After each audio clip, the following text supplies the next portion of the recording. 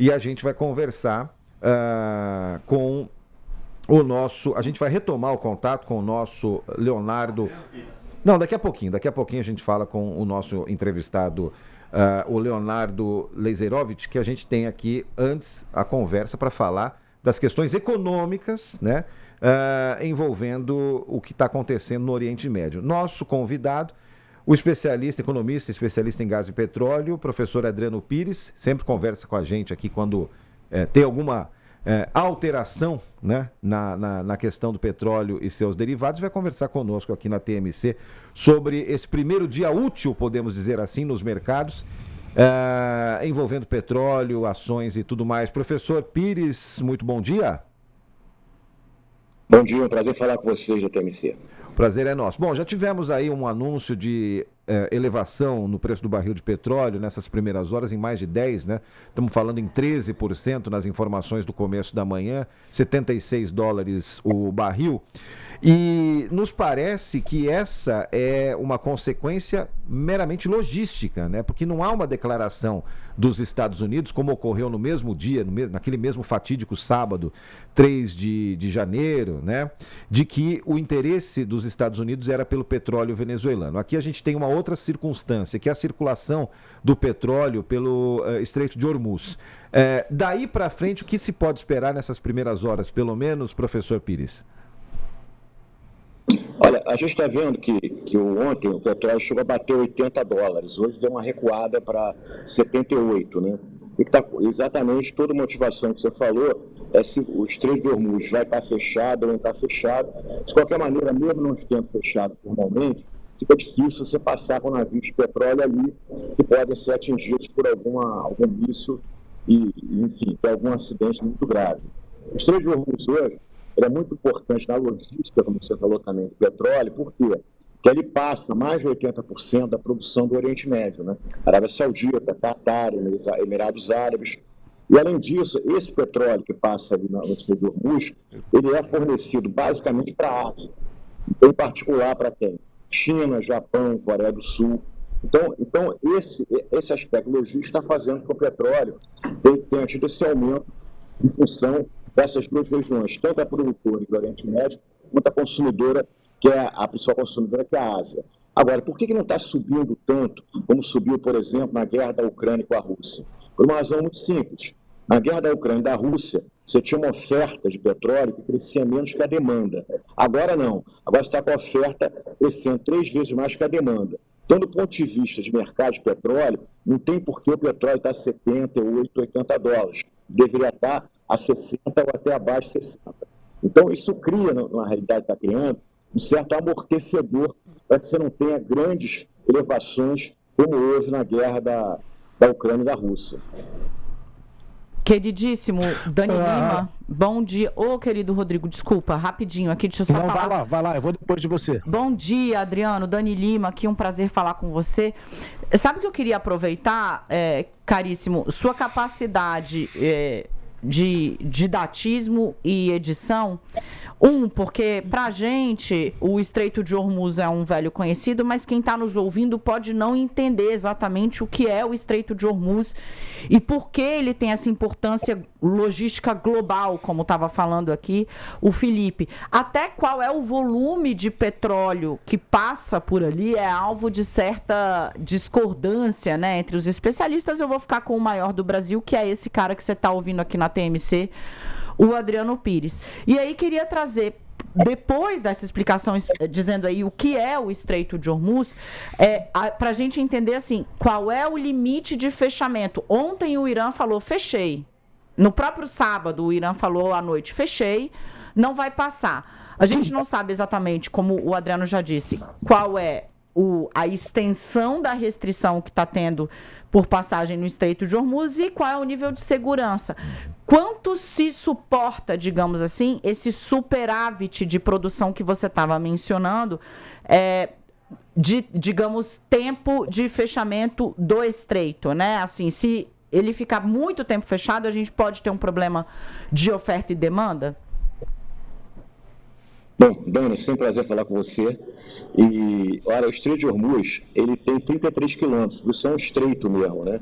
E como eu estava falando, ali passa mais de 80% da produção dos grandes produtores do Oriente Médio, basicamente da OPEP, né?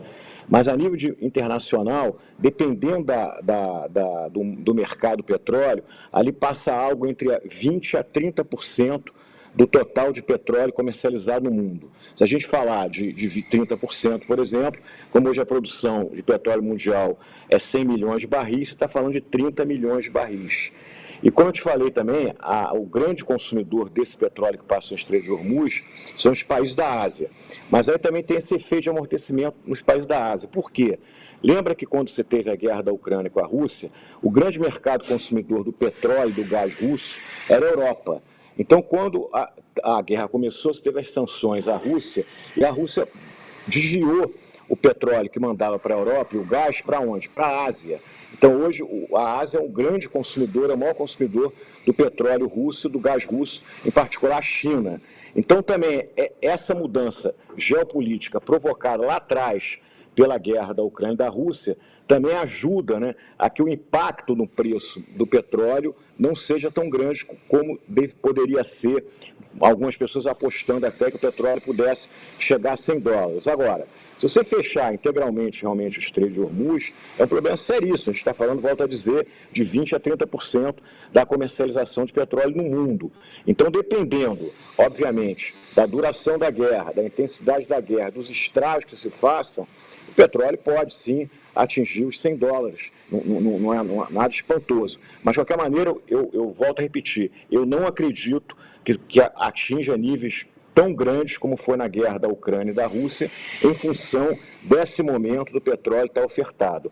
Agora, uma grande curiosidade, Dani, você gosta desse tipo de comentário, é que a gente está vivendo um momento muito, muito interessante no Brasil. Você lembra que a guerra da Rússia com a Ucrânia foi em fevereiro de 2022, ano de eleição no Brasil. E o petróleo a mais de $100 incomodou muito, na época, o presidente Jair Bolsonaro. E agora, curiosamente, a gente pode viver um petróleo também de 100 ou a mais de 100, fevereiro de 2026, no momento de eleição, que pode também, né, incomodar bastante o presidente Lula. Nós estamos ouvindo aqui o professor Adriano Pires, aqui na TMC, ele é economista, especialista em gás e petróleo. Alvarez, pois não. Professor Rodrigo Alvarez aqui. Os Estados Unidos não falaram ainda sobre petróleo. A gente sabe que, bom, por enquanto não falaram, mas a gente sabe que na Venezuela o Trump disse claramente que o objetivo era petróleo. Os Estados Unidos normalmente não fazem guerra se não for para arrancar alguma vantagem econômica. Foi assim no Iraque, foi assim em outros ataques, como a CIA lá se metendo no Irã no século passado, tudo relacionado ao petróleo. Qual é o cenário que o senhor está prevendo aí? Os Estados Unidos entram e começam a tirar petróleo de lá, como estão fazendo com a Venezuela? Recentemente o Trump disse que já tirou 80 milhões de barris da Venezuela. Esse é um cenário possível? Empresas americanas tomando conta do petróleo do Irã? Olha, Variz, eu acho que essa questão desse conflito tem petróleo envolvido, sim. Os Estados Unidos está falando da questão do nuclear, das armas nucleares. Mas vamos combinar que o Irã é o quarto maior produtor e o quarto maior reserva de petróleo do mundo. Então, estamos falando de qualquer país. O país produz ali 4, 5 milhões de barris dia. E o grande comprador do petróleo iraniano é a China, né? Esse petróleo também passa lá no Estreito de Hormuz. Então, eu acho que o Trump ele tá criando, na realidade, com a Venezuela e agora com o Irã, se for vitorioso no Irã, uma nova ordem econômica mundial do petróleo também. Os Estados Unidos voltou a querer mandar de verdade no mercado de petróleo, na produção e, obviamente, consequentemente, na formação de preços. Então, acho que está por trás disso, sim, uma nova geopolítica. E o Trump sabe que o petróleo continua sendo a principal commodity do mundo. A China também é dependente de petróleo. A China é a segunda maior consumidora de petróleo do mundo, com 15, 16 milhões de barris por dia, mas ela é importadora de pouco petróleo. Ela, inclusive, está tentando se livrar de petróleo, gerando mais energia com fontes renováveis, eólica, solar. A própria Rússia financia a guerra dela com o dinheiro do petróleo. Se você segurar esse preço de petróleo, você pode também fechar todo o limite de guerra da Rússia. Então, com certeza, a ideia do Trump também é ter um governo pró-americano, onde os americanos, as empresas petrolíferas americanas também voltem a atuar no Irã e os Estados Unidos voltem a ter um mando muito forte nesse mercado. Adriano Pires, muito obrigada. Nosso tempo é muito curto para um assunto tão importante e que teríamos muitas mais perguntas para fazer. Acabamos de falar com Adriano Pires, economista especialista em gás e petróleo. Até a próxima.